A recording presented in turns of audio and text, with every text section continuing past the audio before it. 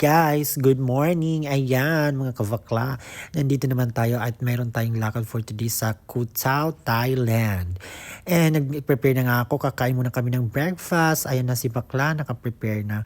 Kakain na ng breakfast. Nag-order na si Afam. Ayan, marami na yung on-order today because maraming lakad ang ating mga gagawin ngayong araw. Ayan na, nag-order muna ako ng pink milk nila, which is the best food here in D Coffee.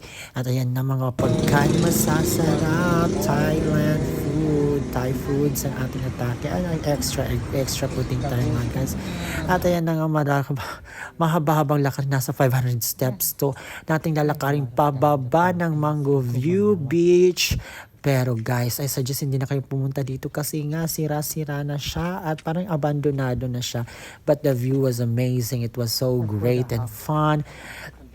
Ay, kasama ko si Honey. Ayan na, nag-video muna ako sa view. Napakaganda talaga ng view. Ang dagat ng turquoise water, blue-green siya. Ay, napakaganda, napakahangin naman dito so far. Pero wala nang facilities, walang tao. Good for snorkeling and scuba diving. Ayan siya guys, napakaganda talaga ng tubig na yan. Pero wala nang nag-maintain ng ano. Pero yung entrance dito, 100 baht per person. Ayan, maraming nag-snorkeling dyan. Ayan yung beach na. At walang access papunta sa beach na yon.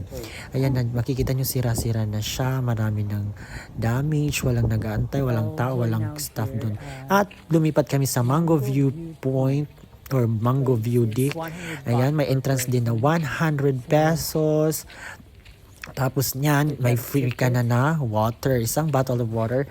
At ayan, nalakad-lakad from 100 miles, 100 meter lang yung lalakarin, papasok dyan sa Mango View from Mango Beach. Ayan na, lumakad na ako. Take off your slippers kasi bawal dalhin sa taas. So, napaka-wonderful lang. Yung nakikita mo yung kutaw sa baba. At nag-rent lang kami ng motorbike kasi nga yung mga daan dito, bako-bako talaga. At matatarik yung mga daan dito sa Koh Tao. Ayan. So pagdaas mo, makikita mo, wow, it's very calming, it's very nice. Tingnan mo naman, yung mga upuan niya. Pwede kayo, may mga activities dyan. Pwede kayo maglaro ng chess, cards. At saka muni-muni, matulog. Natulog ako dyan guys. Ayan, napakaganda ng view, very relaxing, very comfortable ang view dyan.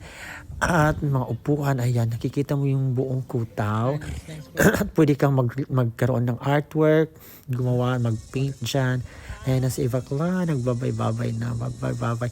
Sunset sing tayo, pero hindi namin nabutan ng sunset kasi bumaba kami. Ayan na. So, napakaganda ng view. Makikita mo talaga relaxing siya. At parang pag medyo madilim na, marami ng mosquito. Kaya, bumaba na kami ni Honey. And then, natulog muna kami. Nag-sleep kami ng mga ilang 1 hour siguro or 2 hours kami natulog dyan kasi nga nakakapagod mag-drive. Ang hirap ng daan. At pagkagising ko, nag-order ako ng shake nila. Yung shake nila, 130 baht. Napakalaki sang pitchel na. At bumaba na nga kami para sa mag-sunset seeing. Nandito na kami sa beach. Pinasukan namin na beach, Good Time Beach, Good Time and Beach Club.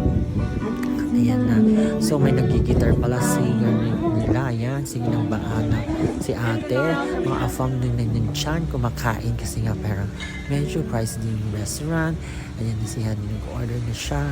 Ayan, fine yung buhangin guys. Yun na, nilukit namin yung sunset kung saan maganda tumingin through compass.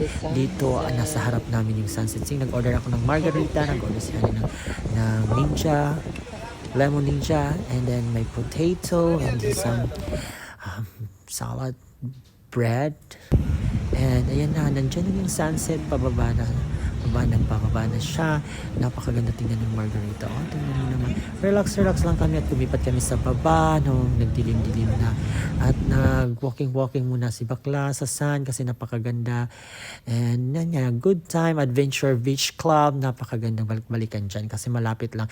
And very accessible siya sa baba. Thank you so much for watching guys. Hope you enjoy my video. Bye!